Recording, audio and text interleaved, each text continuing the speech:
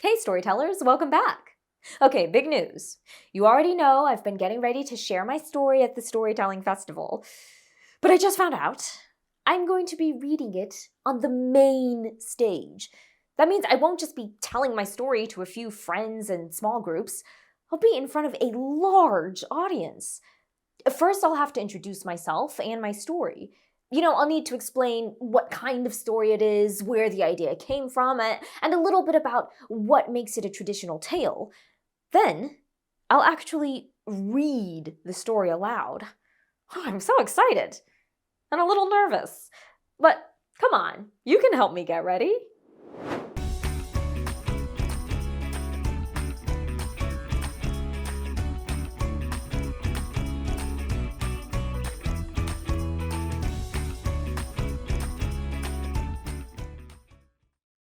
So I have two goals. 1, help the audience understand my story and why I wrote it. 2, bring the story to life when I read it out loud. And guess what? To reach both of my goals, I'm using the same 3 tools. My voice, my face, my body. These are the tools that help make our speaking feel real, expressive, and interesting.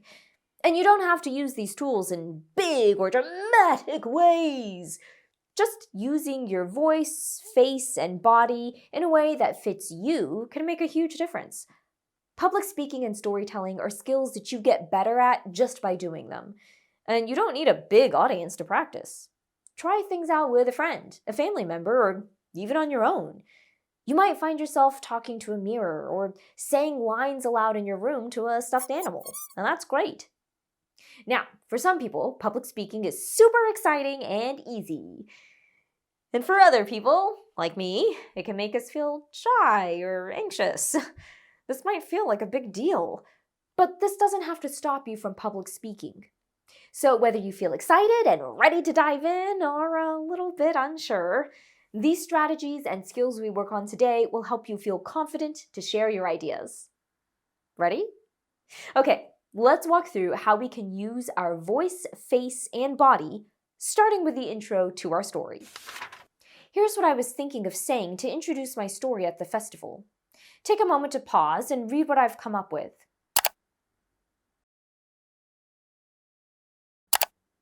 Let's try practicing our public speaking skills with this little introduction, focusing on our 3 tools. First, my voice. I want to use my voice to make this sentence stand out. It's a really important idea that I'd like for the audience to take in. So, what can I do with my voice to make it sound dramatic? During my introduction, maybe that means slowing down a bit on the sentence, Cordelia discovers her emotions control the ocean, to make it feel more dramatic. Okay, next, my face. I want to show that I care about the story. I might smile a little when I say the title, and raise my eyebrows and shift my eye gaze when I mention the magical part to show it's exciting. And finally, my body. I won't move around a lot since I want people to be able to focus on my introduction. So, without being distracting, how might I use my body to help get my ideas across? Here I might use a small hand gesture or even lean forward slightly when I say, control the ocean, to pull the attention of my audience in even more. Okay, here goes nothing. Hi, my name is Caroline, and the story I'm about to read is a traditional tale I wrote called The Ocean Inside. Traditional tales often include magical elements, ancient settings, and a main character who goes through a big change. In my story, Cordelia discovers her emotions control the ocean, and that learning to understand her feelings might be the only way to save her village. Great! I feel more confident already. Take a moment to think about how you might introduce your own story to an audience. When you write your introduction later, think about how you'll use your voice, face, or body to help your audience understand why your story matters. Okay, once the intro is done, it's time to perform the actual story. And that's where these tools can really shine. Keep your story close by so you can think about it and even take some notes about how you might use each tool as you tell it to an audience. Pause the video here to grab your story if you need to.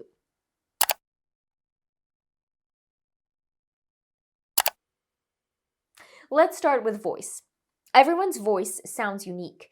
You don't have to change it a lot. Even small changes can make a big impact. Changes to speed and volume can be really powerful. Like when you're reading a moment of action, your voice might get louder or faster. In a quiet moment, you might soften your voice or slow down. You don't have to be super dramatic if that's not your style or the vibe of the story, but you should try to match what's happening and help your audience imagine being there with your character. Here's a line from my story. How might I use my voice while I say this line? I think I'll say the first part of this with some urgency, maybe making my voice a little louder, just like the fear rising up. Then I'll soften it and let out a little breath to let it go. Like this. She let the fear rise, then let it go. What do you think? I want the audience to feel what Cordelia feels in this moment. My voice can help bring her experience to life. Try picking a line from your story now. Say it out loud in your regular voice. Now try it again, with a slight change to match your story's feeling. Maybe quieter, slower, or more intense. Which version matches the story better? Remember, your voice doesn't have to change a lot, just enough to help the audience feel what's happening. Now let's talk about facial expressions. If your character is surprised, how might you show that on your face? You might widen your eyes or drop your jaw like this. How about when your character is feeling angry? How would that show on your face? Maybe you might furrow your brow or even grimace by scrunching up your nose. Remember, you don't need big acting here. Even small changes, like a wide-eyed look or a soft smile, can help the audience understand how your character feels. Let's try a line from my story. Pause and think. How might your face look if you were acting out this moment? What kind of emotion would you want the audience to see?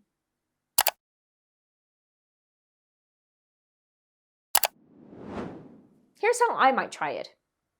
I might read this line with raised eyebrows and wide eyes. Combined with a more urgent tone of voice, it helps the audience feel Cordelia's fear and determination as she races towards the water. Here goes. Cordelia's heart pounded. She ran to the shore. Pick a line where your character feels something strongly. Try saying it with no expression on your face at all.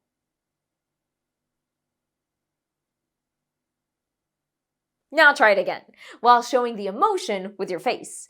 Try using your eyes, eyebrows, nose, and mouth to show how your character feels. Which version feels more powerful? Awesome. And now, body language and movement. Your body can help show what's happening in the story. Does your character move?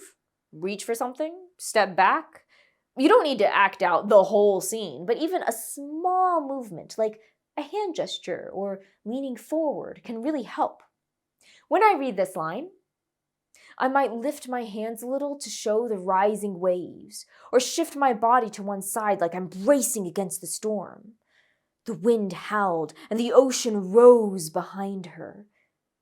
Pick one moment from your story that includes action or tension.